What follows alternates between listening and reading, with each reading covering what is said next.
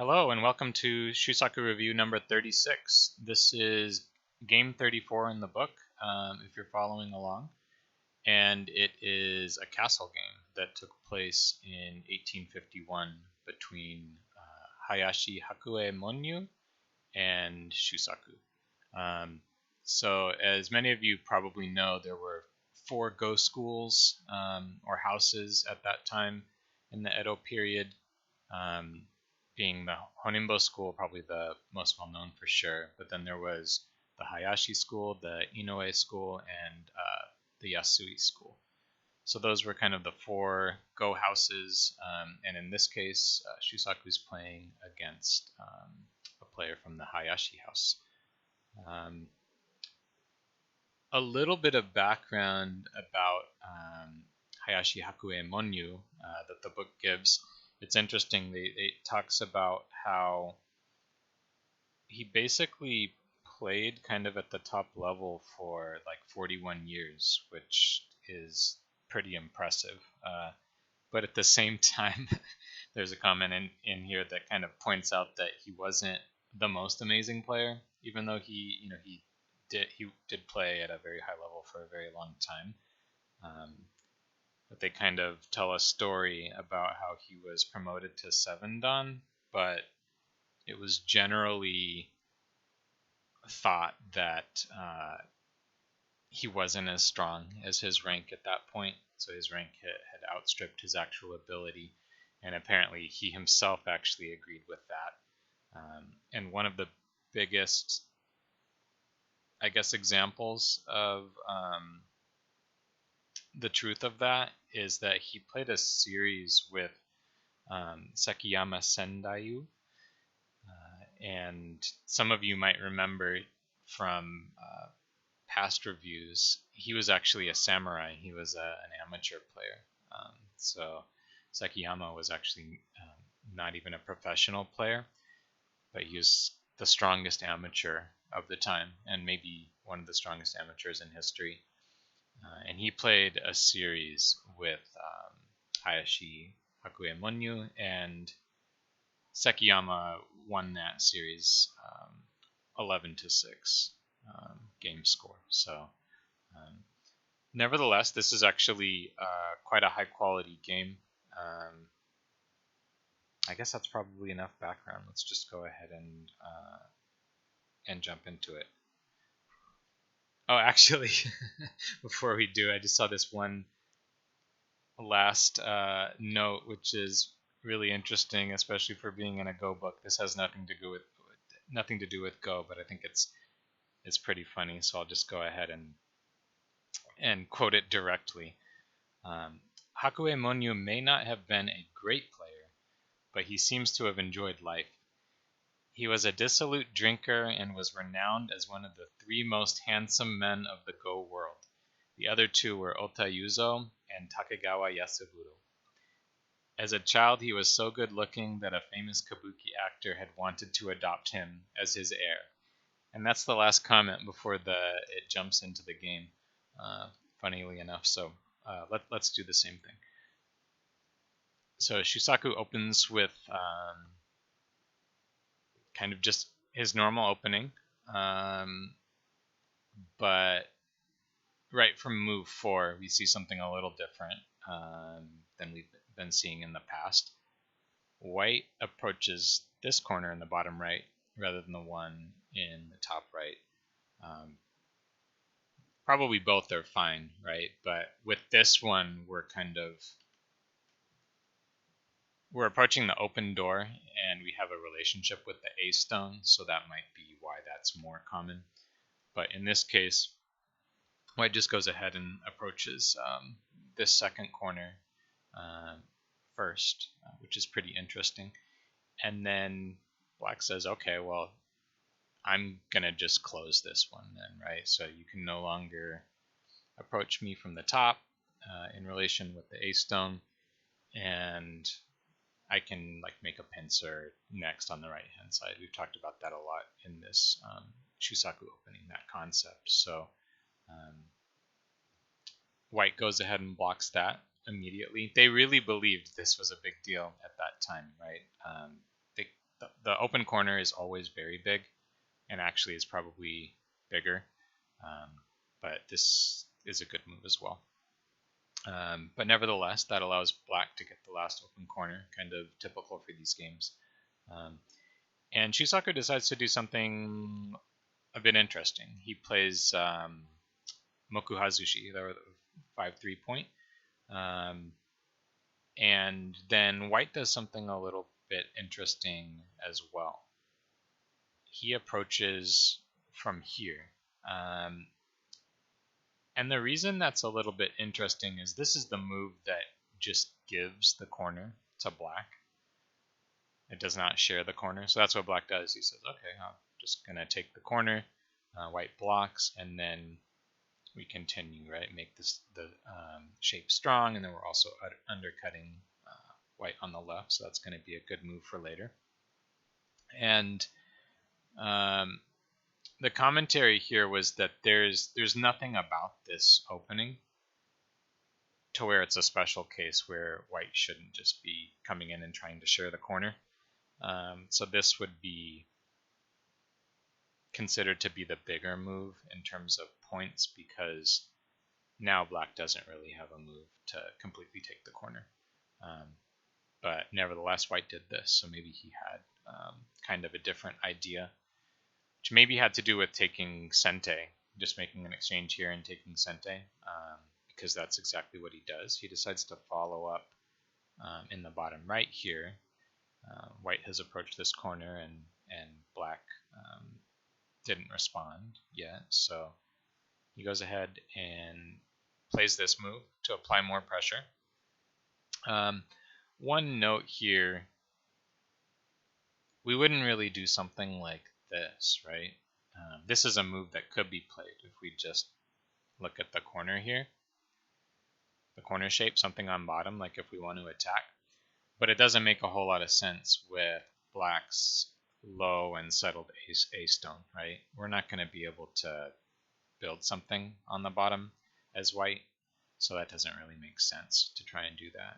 So that's why white tries to do something like this, where there's actually a relationship between these two stones.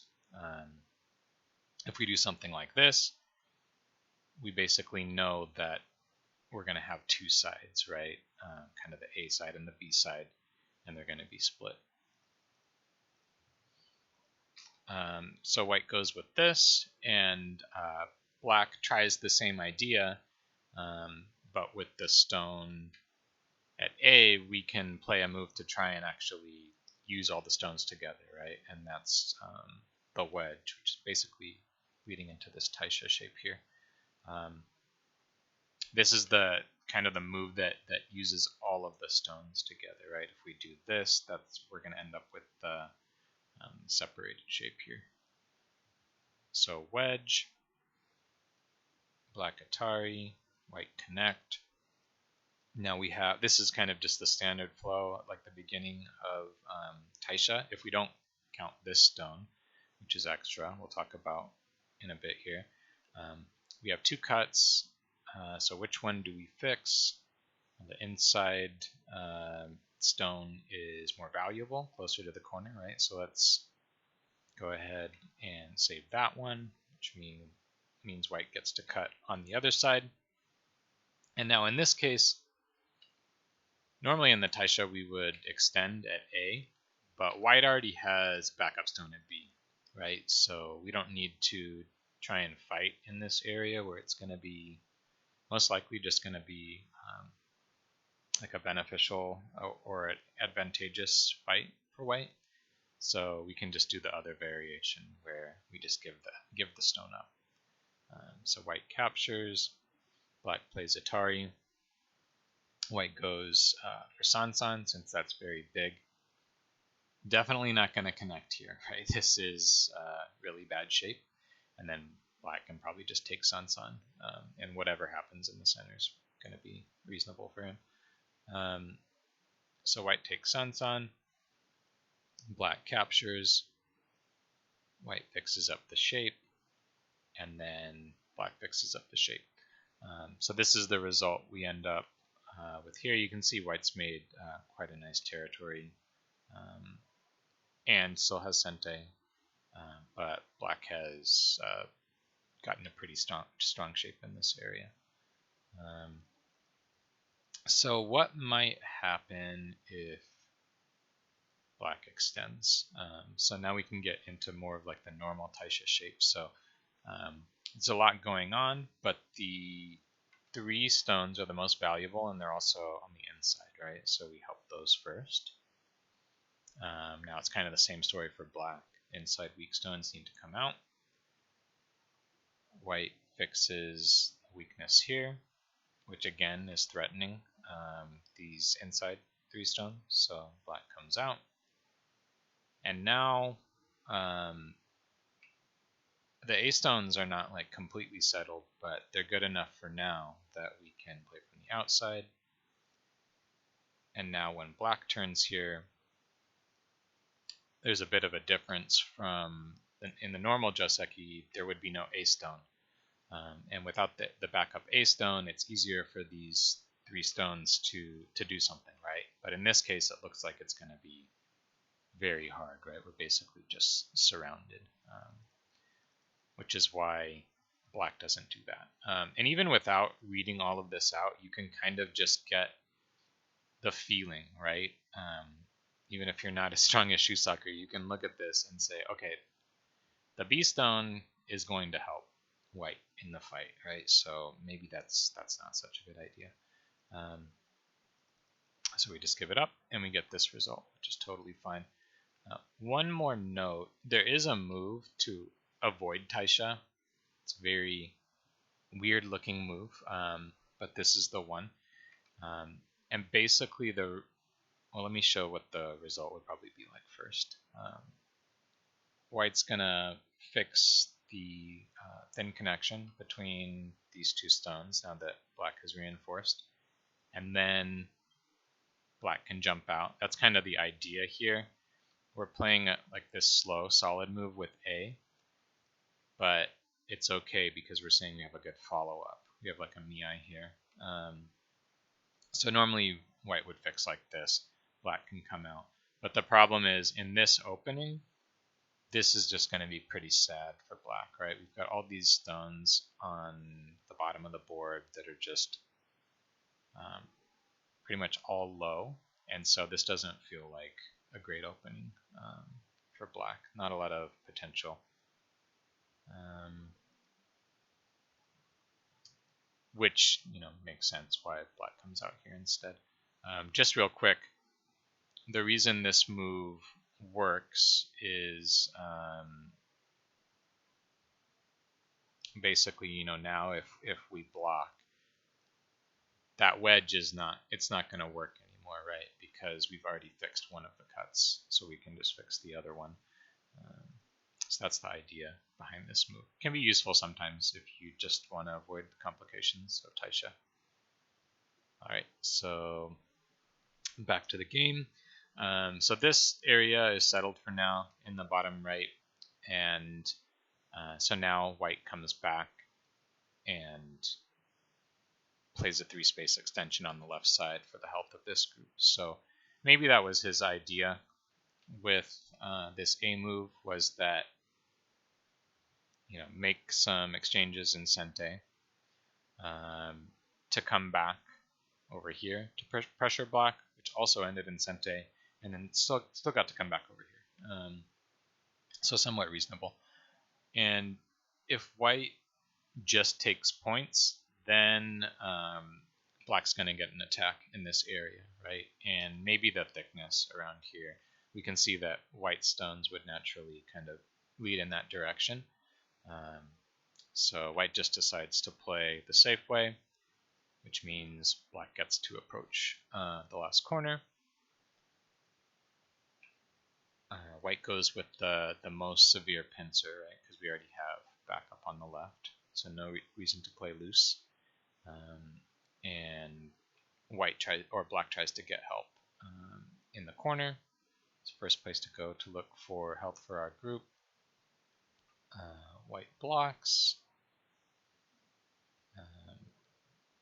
Black bends here with the tiger's mouth shape. White extends.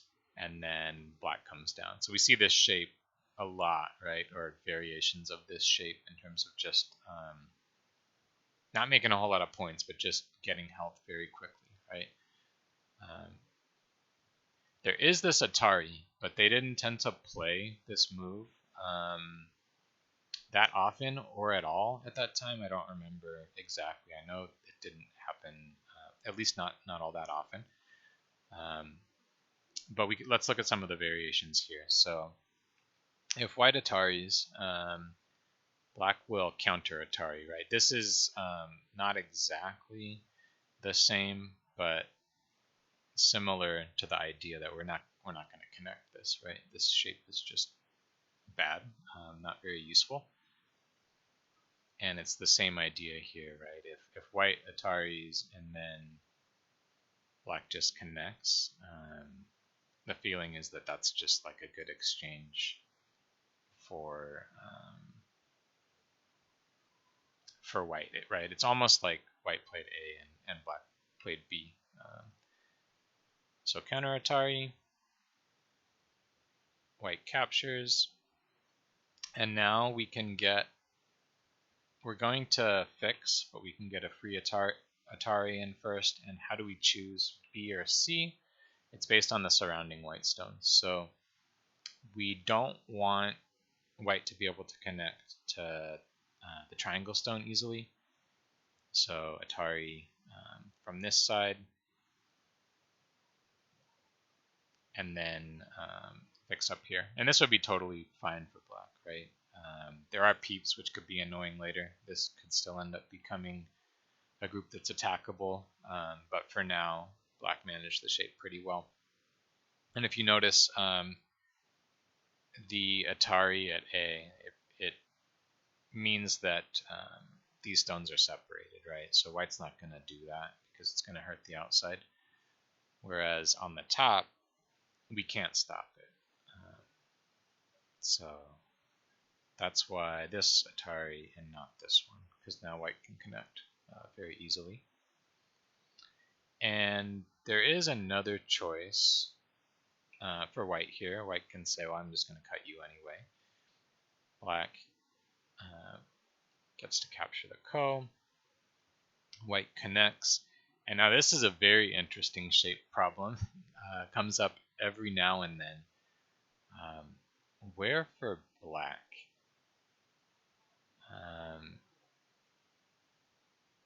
I think this is it's a very hard move to get. Most people probably would not get this move, but we could look at some moves that aren't so good. So we don't really want to Atari at A, right? Because that's just going to help white stone come out, and it's going to basically kill our stone off on top for free.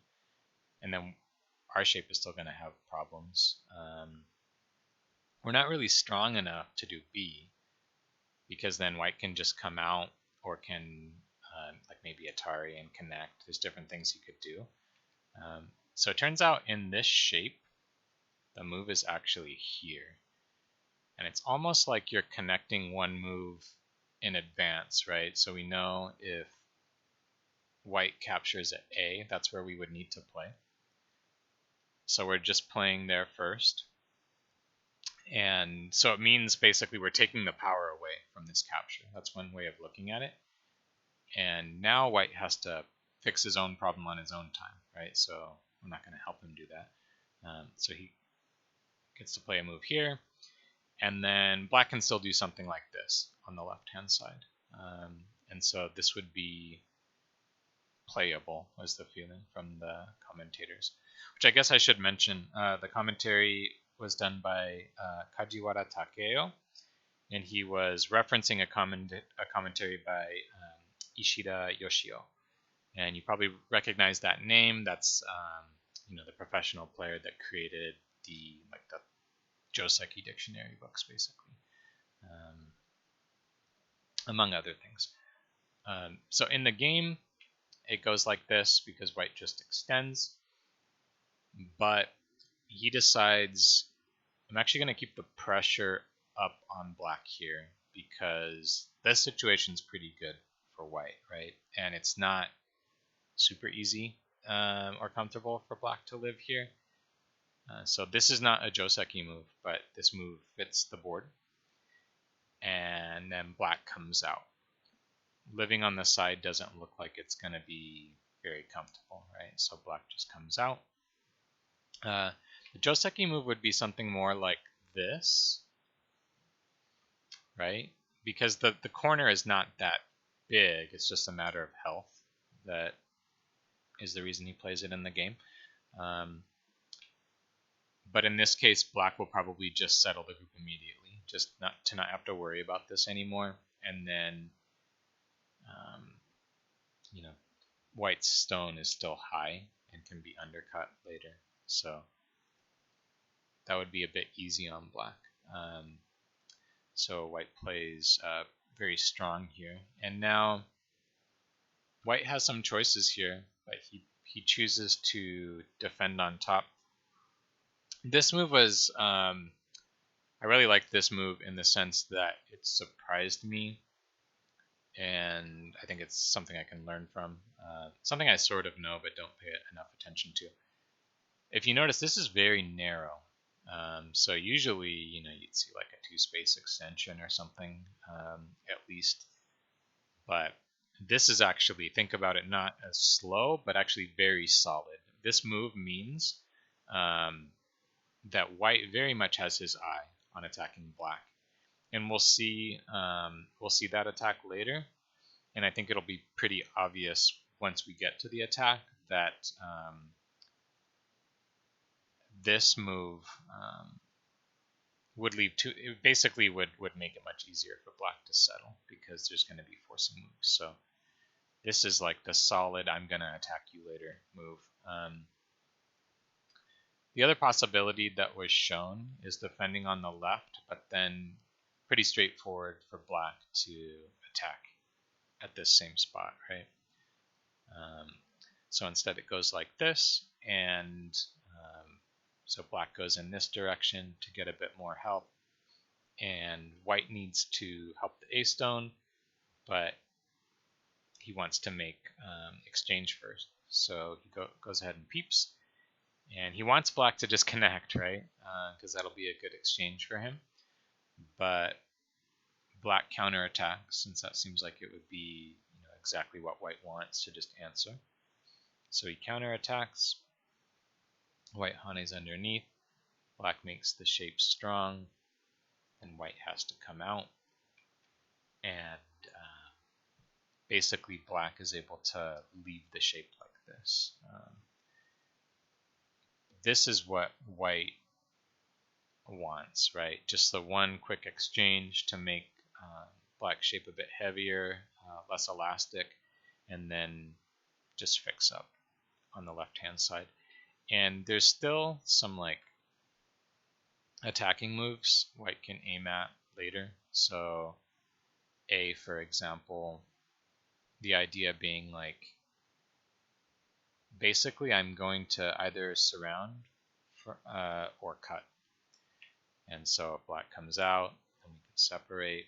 And if black, plays some sort of move to keep connected, then we can attack the whole group and connect our stones from the outside. So that was his idea, and this was kind of like Shusaku's way of parrying that attack. And so this is done for now. There's definitely some shape complications here, which we'll look at in a little bit. But the next move black plays basically goes back to playing like a big open area. And this is another move that really shocked me. I did not understand it when I saw it. So maybe take a couple of seconds and think about what looks like a big opening move to you. Shusaku plays here. And the commentary was that this move like finishes the opening basically. I could not think of this one, right? Like we have this strong Shimari and then we play just a 2-space extension. But I think having been reviewing this game for a little bit, I'm starting to appreciate some of the depth behind this move. One thing is like, so my inclination is like always to extend from this side on the shimari, right? Because we have the height over here, which means that we can get like more of a box shape. And so extending this direction normally will yield more points than this direction, right? Because on this side, black is not as high as this side. It's like a line difference, right? But in this case, one thing to note is that white's group is like a lot stronger than usual. So this doesn't have too much effect on white. In fact, white can probably be the one like invading and causing problems. And this would have some of the same weirdness as this move, right? But I think the other thing that white is looking, or black is looking at, is he does know that this group is kind of weak or has like specific weaknesses. And if white attacks from the outside, right? Imagine like white plays moves from this side and black runs in this direction. The move that he played is like preemptively just removing anything that white would be able to build on top by attacking the group on the left. I'm thinking that's what the meaning is. Unfortunately, there was no commentary behind this move other than the fact that it ends the Fuseki. So black plays there. Let's go back and look. So this shape, it looks a bit sketchy, right? And in fact, there's kind of like this vital point right here where white can say, I'm going to cut you one way or the other. I have Miai here. The reason it's not an immediate issue is black has an answer prepared, which is this sacrificial cut here. So if white goes to capture the stone, now you can see how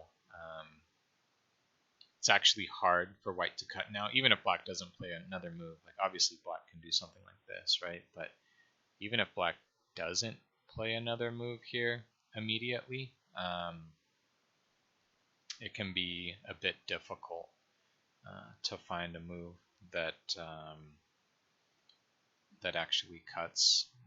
There is this one, but then the shape gets pretty bad. But basically, this is the move that that black has in reserve. And I guess it's worth noting that if white tries to come out in the other direction, that's not going to work either, right? Or this one as well. So let's see, in this case, we can play like this. And because of this stone, white can't connect. So if white captures, black can capture. So this is a pretty bad result for white, right? We got a little bit of thickness next to a strong group. But we helped black live, basically. And in the real board, there's an A stone already, so negating any influence here. So that's why that's okay for now. And so white goes ahead and plays another big move. This is another move that when I first saw it was like, okay, that's not a move that I would expect. White plays here. And I think what this is telling me is that maybe in my mind I'm treating this black group as stronger than I ought to be. So white is basically hoping to, what the book said is that white is looking to start a fight here, but black answers very solidly. And this is another move that I didn't expect. But maybe black is, also feels like this group is not actually that strong. So like my inclination would be to play some sort of pincer. But then maybe white starts surrounding like with a knight's move, and so black actually just says, no, I'm good. I'll just play solid here, and you still have a cut, right? So he just kind of takes the slow steady approach here, and white now switches from the bottom and blocks the left. This is kind of a key move.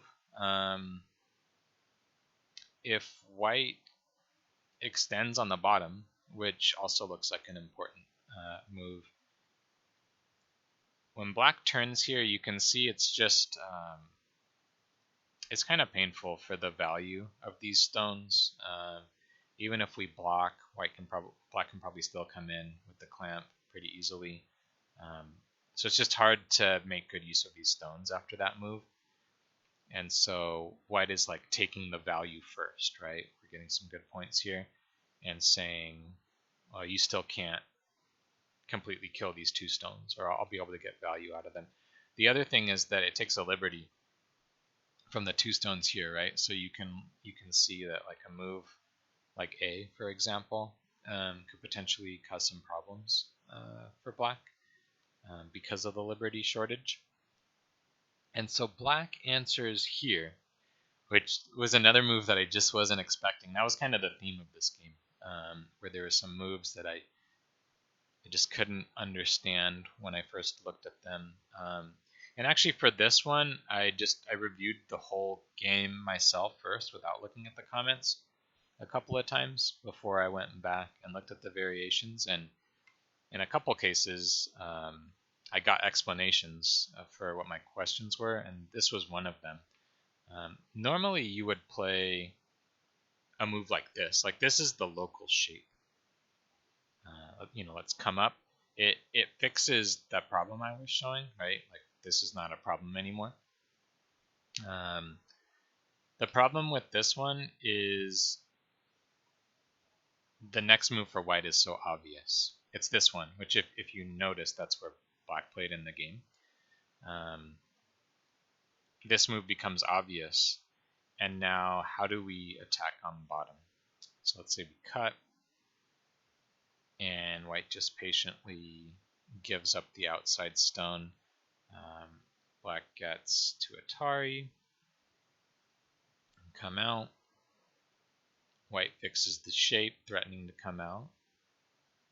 So black's got to fix up. It's going to be very easy for white to come out, and then white can attach here.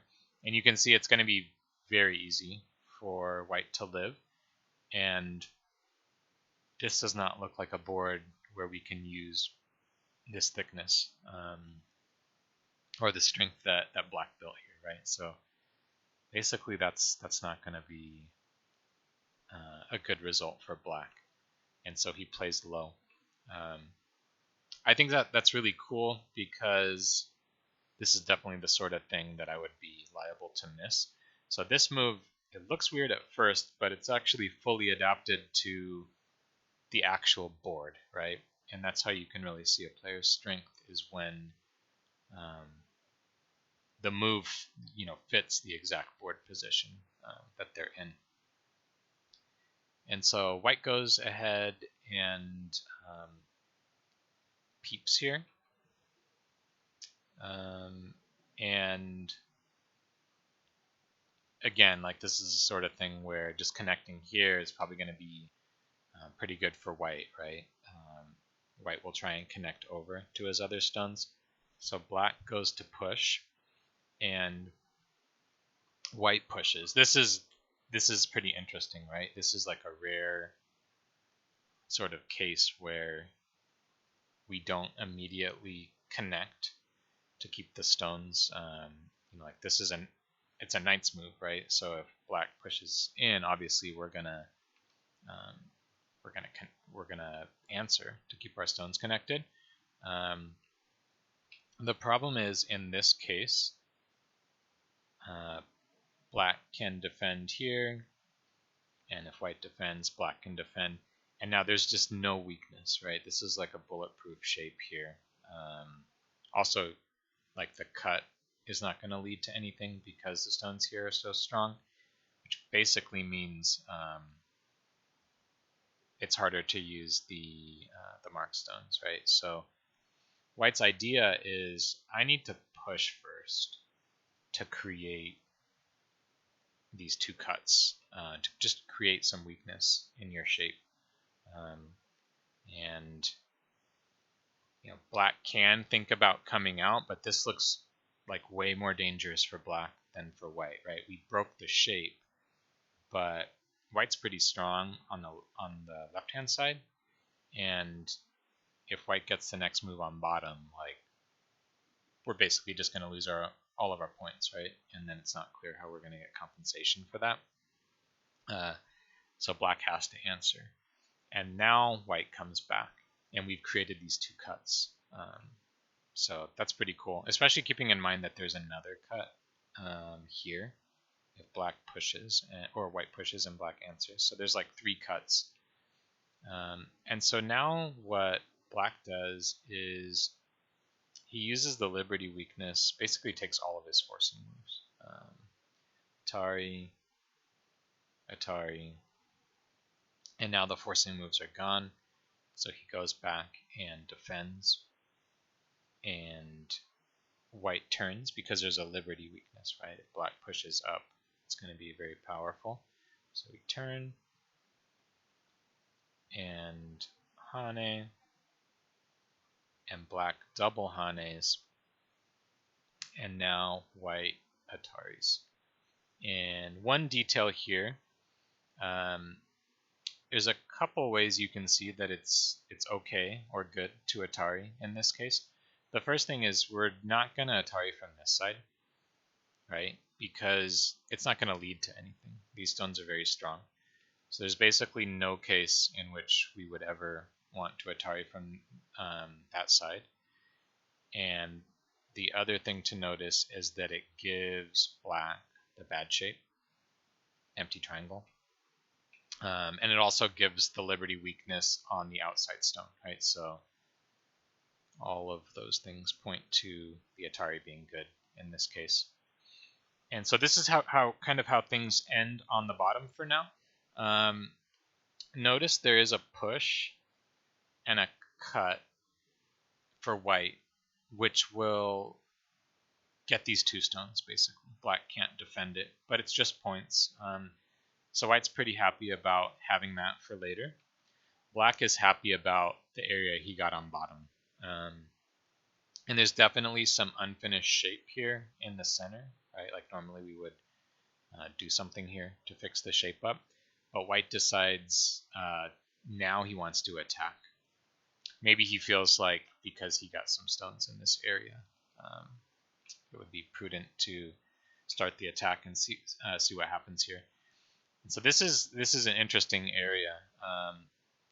Black goes for the same sort of sacrifice technique, but let's just take a look at what white's trying to do here. If we go out, then it's pretty obvious we just get cut, right? So that's one of the aims. But if we keep our shape strong and connected, then white connects from the outside, and we're good as far as connection goes, but we're just floating, and there's a bunch of white stones nearby, right? So this looks like it's going to be a really good attack for white. We're going to lose the control of the game here as black if we play like that. So that's the aim of this attack. Black starts with this, and then comes out, breaks the shape here for white. And now white plays Hane from the outside. This is a good move, and Ishida had some comments here. He basically said that playing from the outside is the correct move here. There's a connection question in this area, but it's not going to work if white plays it directly. So if we threaten this connection and then cut like this, black can Atari, and then start pushing out, and you can see that the shape is going to fall apart for black here, or for white here. There's basically 4 cuts, which it's like way too many cuts to defend, right? And what I mean by that is if we put the stones in, right, there's just cuts everywhere. So that's not going to be reasonable for white yet. So he plays from the outside, And now black actually has to make a decision. And he plays on the outside. Basically, the feeling is if we fix the connection somehow, the shape is pretty bad for black. Not great. We're on the inside, white's getting stones on the outside. The shape doesn't quite feel right. So black goes like for the better shape, but it means that he's gonna be sacrificing these stones. We'll see in a second here. And so white saves the one stone because it's a critical stone, right? We're threatening to come through and separate. And same thing, if black fixes, white's going to play from the outside. Black still has kind of clumsy shape and is going to have to suffer for a bit. And so Shusaku says, I don't want to do that. I'm going to come out. And white now gets to threaten to connect, right? We don't want to lose these stones. That's a pretty big area for white if that happens. So we connect, and then white comes through. And so this basically we got to think from white's perspective. It's like, oh, my attack worked, right? Like that looks pretty good. I'm not sure if he was feeling happy about the game at this point. But black has decided that what he's going to be able to get in the center is going to be good enough. Or he can get enough compensation in the center for giving these stones up. And we'll see how he tries to do that. So in this area, we can see there's a lot of liberty issues. And it might be tempting to like Atari from A and then try to pull this stone out. But a little reading shows that it's not really going to go very far, right? White has weaknesses, but not enough that black can actually capture anything. So black plays from the more reasonable direction. Atari is on top, pushes to continue stressing this liberty weakness. So white does need to fix that up. And one more move to kind of start completing this shape. So we can see what what black is trying to build based on what he got on the outside there. And so the center is going to be very important in this game. It's basically that's one of the main points of the game was the sacrifice, and then what's going to happen in center, right? Like was the sacrifice worth it or not, or was capturing these stones worth it or not from white's perspective. I really appreciated how white approached dealing with the center, though. He's not going to go directly to the center. First, he's going to play on the side. And so he's kind of, one way you can think of it is he's creating like a, oh, of course I broke the tree because I had the wrong tool. Luckily offline I can just cut. So he's building kind of like a wider base here to jump into the center from, right? So this is like a side move, but it's actually also has an eye towards the center. So this is like a patient way of doing this. And then black plays a move in the center, which is another one of those moves that there's just no way I would find this move, and even seeing it, it's a little bit hard to understand. Black plays here. And it was like, okay. It obviously has some things going for it. And I think I have a better understanding of it now. But the first thing, it just seemed like an odd spot to me because this is like a bad shape, right? This, if you look at this relationship, it's not good because white can play in between and then you can't quite connect. I guess in this case it doesn't matter too much because there's lots of backup. So I think it's more about the relationship on this other side, right? And then the thing is, he is leaving the next move at B. So basically, white jumps from here. Now we're starting to come into the center. And then black's next move is good. So I'm thinking again, there was no commentary on this move. I think it would have been interesting if there was some, because finding moves in the center can be pretty difficult sometimes. But I think part of how Shusaku calculated there was, okay, a move at A would be good as like a next move, but I don't want to play there directly. So if I play here, then that's a good next move. And it's almost like these two spots were kind of like Miai. So when white comes up, black takes this one to kind of look at some weakness around here, but also just to keep white's shape flatter on the right hand side. Now white goes for some forcing moves. Black answers. White clamps.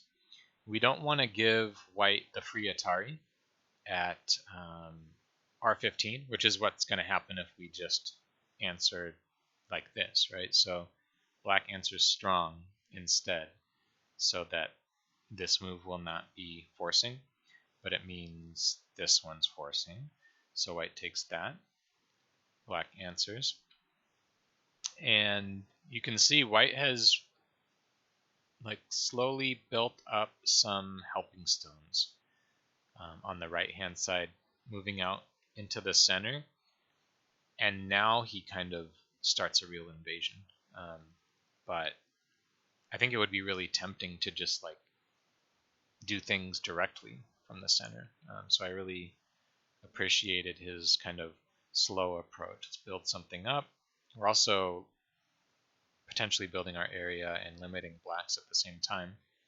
And now that we have some help, he goes for, the center is getting big, so he actually goes for doing something here now that he has kind of like a home to run to, right? Maybe we can run to the top, maybe we can run to the right hand side, maybe we can live in the middle.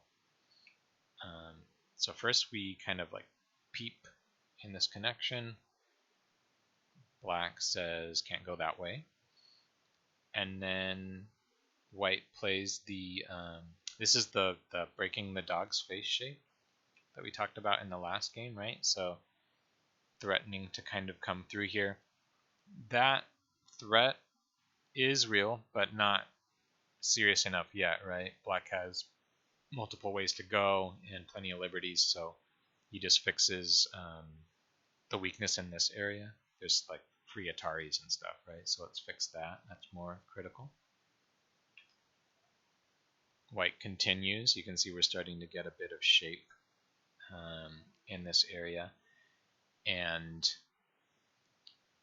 if we get cut off as black, then this becomes a real threat, right? So we're not super under threat yet, but it is something we need to keep in mind.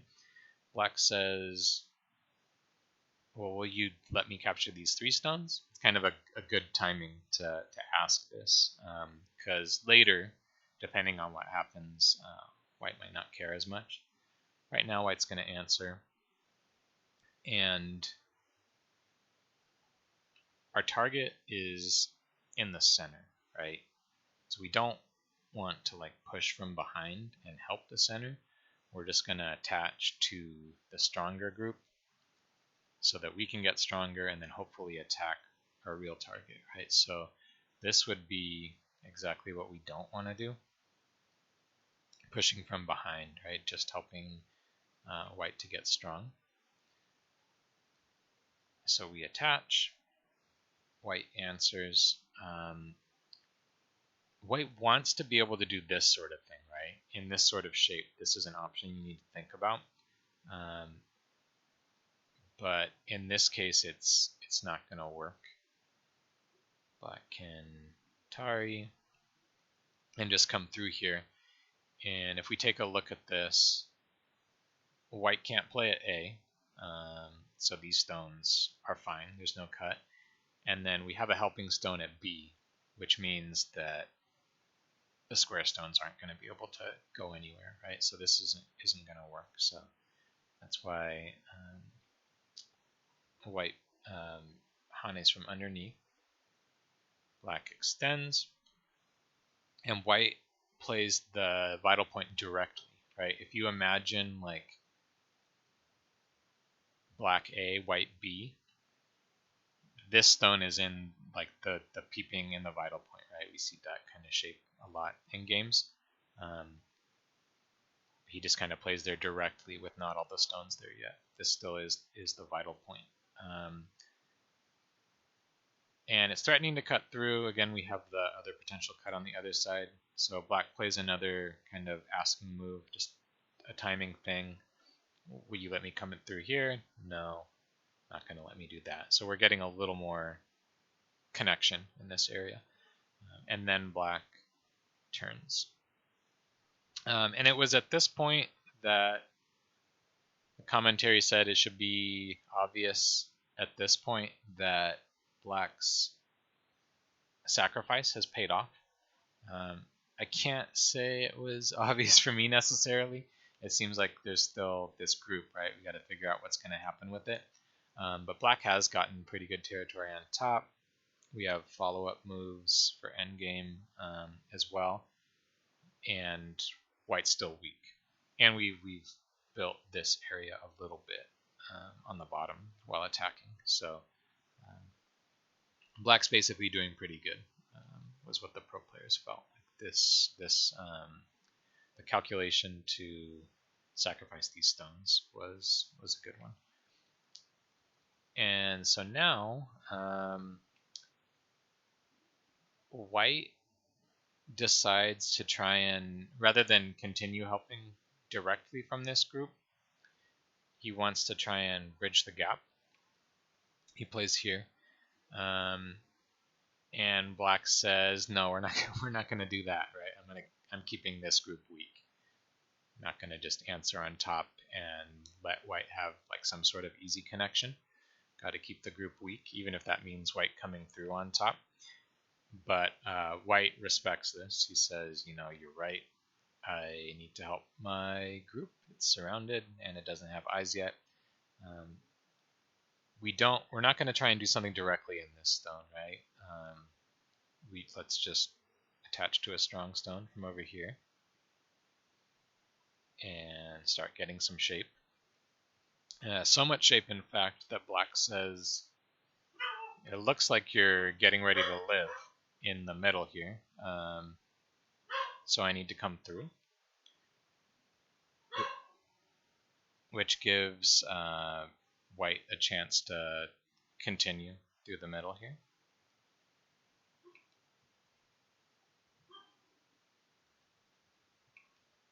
And now white is kind of looking for an A, B, Mii. Like if you come into the middle with B, maybe I can play at A and attack a little bit, right? And kind of like settle and shape that way. And if you go back, then I can play at B and start connecting up. But black plays this move that kind of keeps everything strongly separated. And white respects that move and says, okay, I've got shape problems, but I'm going to focus on my weak group.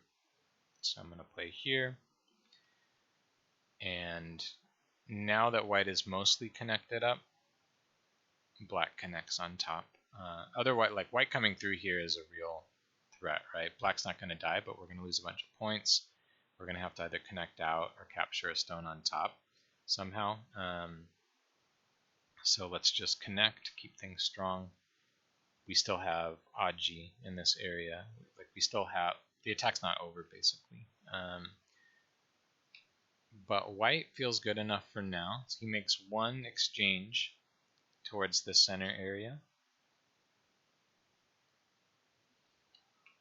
And then he comes back for these points. So he's basically saying this is a really big move. I'm going to take that. you can't kill me in the middle. And black has to give these two up, right? If we Atari, white goes down, we're just going to be weak on both sides. So give these up, and black gets Sente. And so he uses that to attack. He continues here. And white says, I can't answer this directly, right? Because my group is getting surrounded. So I can't worry too much about these stones right now. I'm going to help my main group by jumping here. This is an interesting move because it's also peeping at cutting to this exchange that white made earlier. So I believe that's part of why white played there, was to have this move kind of in reserve. Because you can see there's like white pushes and then cuts, right? It's a little dicey in terms of like liberties in the shape, but that is part of what's being threatened here. And it's interesting how black fixes that, though. Black says, okay, I see you want to cut me. I'm going to fix it like this, while I'm threatening to take your territory away. So white answers, and then black continues. And we're threatening to take the territory away on the right, like we're reducing.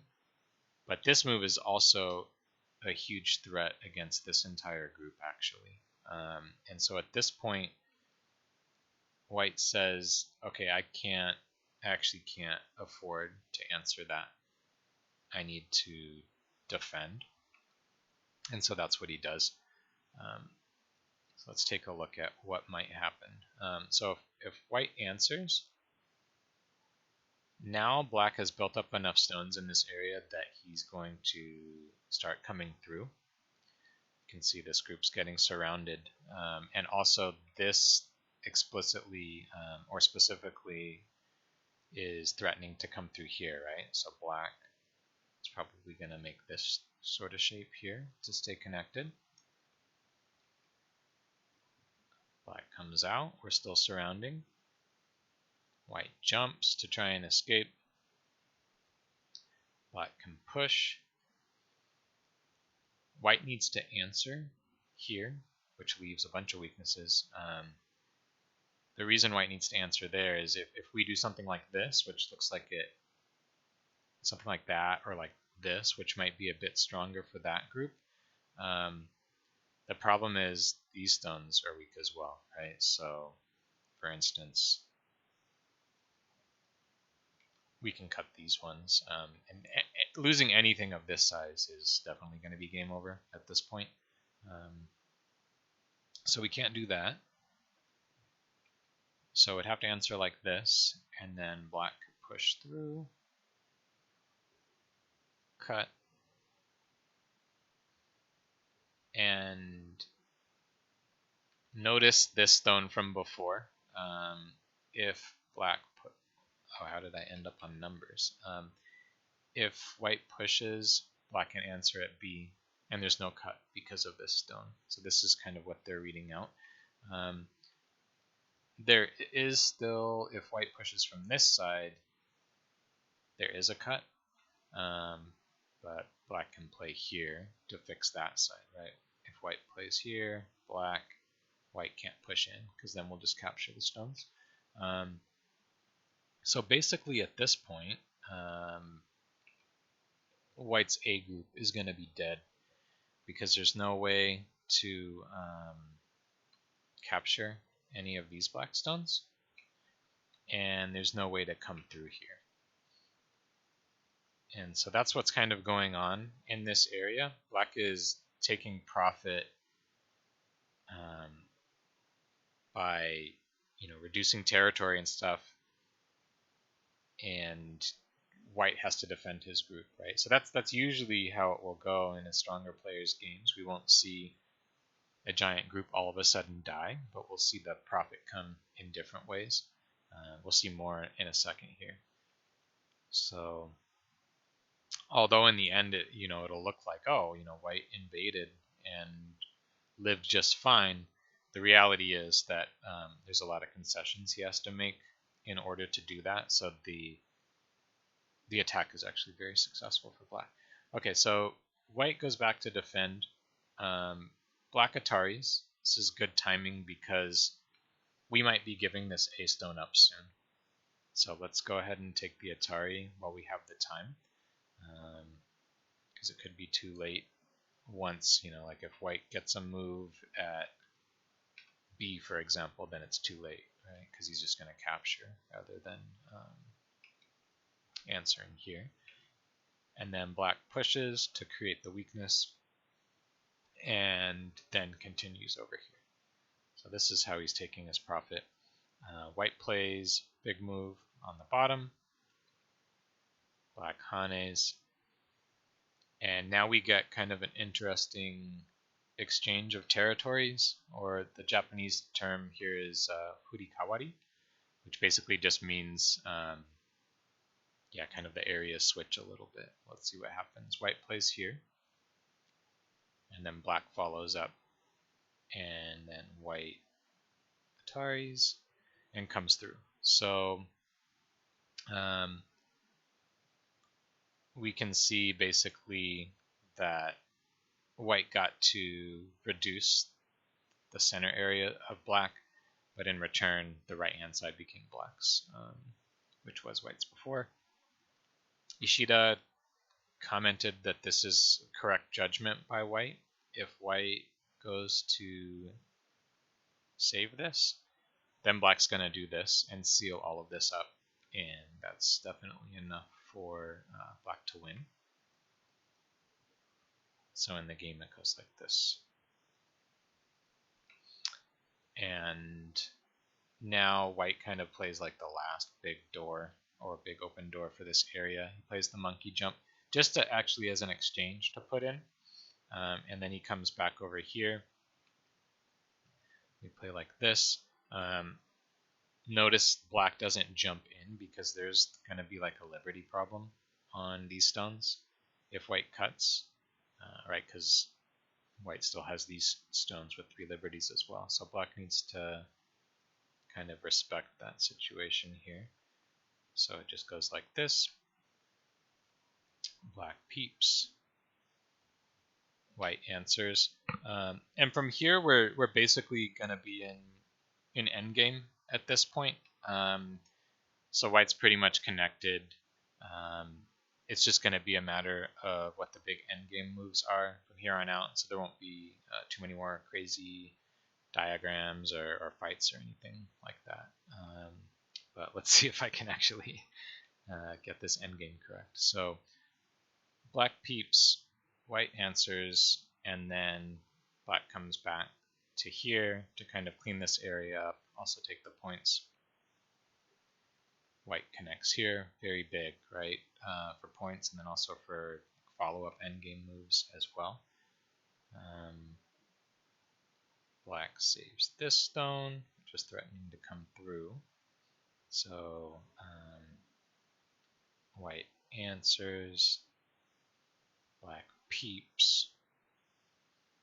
White says, I'm not going to answer that directly, I'm going to reinforce on this side, which is getting weak, right? You can see that black has some options for coming through at this point. So he plays here, and black ends up getting to actually swallow this exchange up. White Ataris once, and then plays Atari here. And makes an exchange. This is preventing black from coming in here, right? So black comes back, and black plays here. That's threatening to hane in. So black answers. White answers. So black can no longer connect in this direction, and if you remember, we do have some shape problems over here, so black's going to go ahead and deal with that now. So we bend white Ataris, and then black comes through this way. And we could capture, but we don't need to yet. Coming even further, threatening to separate more stones. White cuts. Black Ataris. Now we capture. White still has to save these stones. And then black protects against this cut.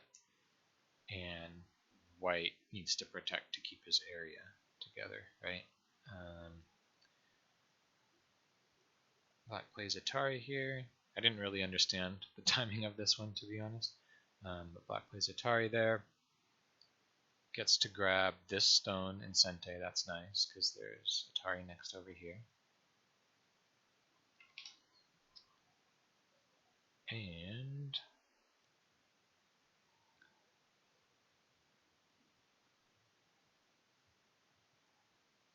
over here.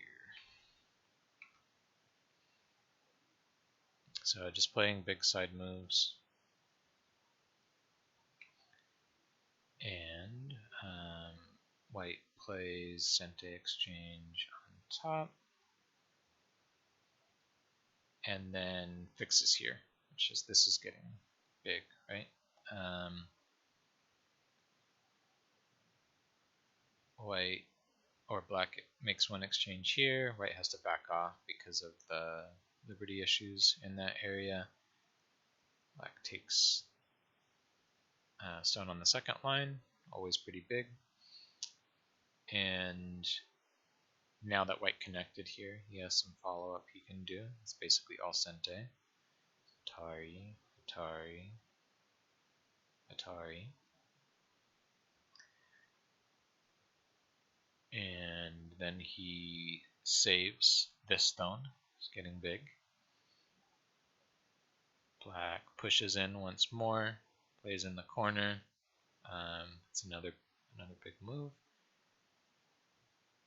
And white pushes in.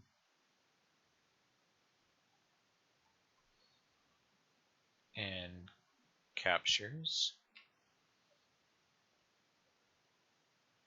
Black threatens.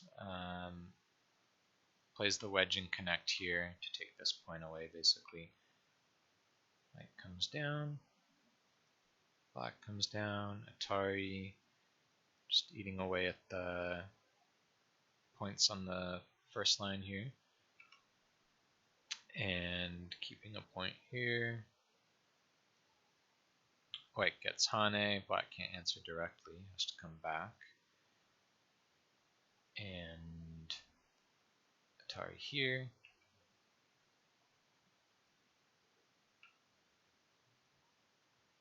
This one's Sente. All these stones do not have very many liberties. And then white grabs a point here. This is Gote.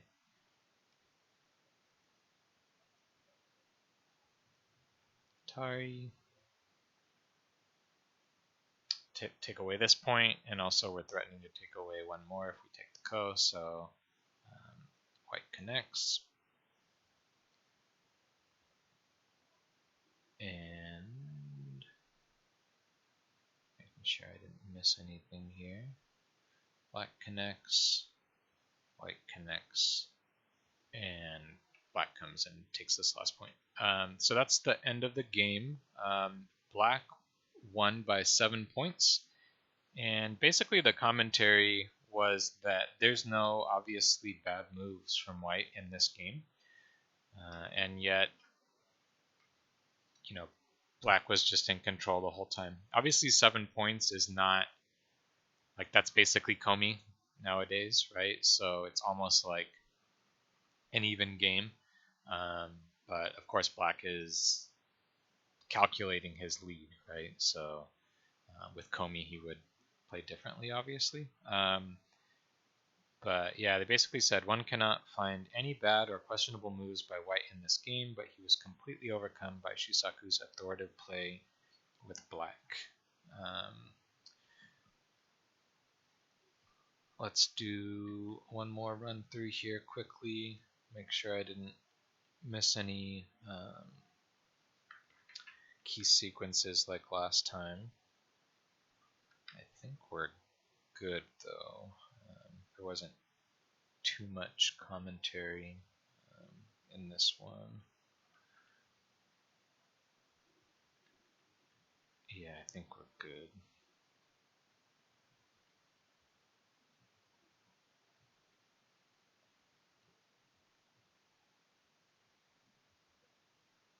Yeah, okay, cool. Yeah, so I guess to summarize the game, or at least the parts that were interesting to me, we had this kind of approach, which was a bit unusual, giving points away. We got to see a good case where it makes sense to just kind of avoid the Taisha because white has a helping stone. So that could be useful in just more generic situations where you're playing kind of like a Joseki or a standard sequence, but you notice that your opponent has some helping stones nearby. You might want to change your approach in that case. We saw kind of this slow looking move, but that is actually a very strong move, saying, I'm going to attack you. So be ready for that. We saw this counter attack and this seemingly weird move, but with some depth behind it in terms of preemptively guarding against thickness that white might get by attacking this group on the left-hand side. Black probably felt like playing another move from this group would be slow. So he played like the points move, but with an eye on helping this group. Even though it's that far away, it lends a hand in a sense. Saw the situation on bottom. Had some interesting shape stuff going on here. Especially this idea of creating weaknesses is very important during the fight. And then maybe the most crucial and interesting part of this game was this sacrifice that Shusaku made and was able to get enough value out of it, basically. And then we saw kind of a good example of slowly doing this invasion, right?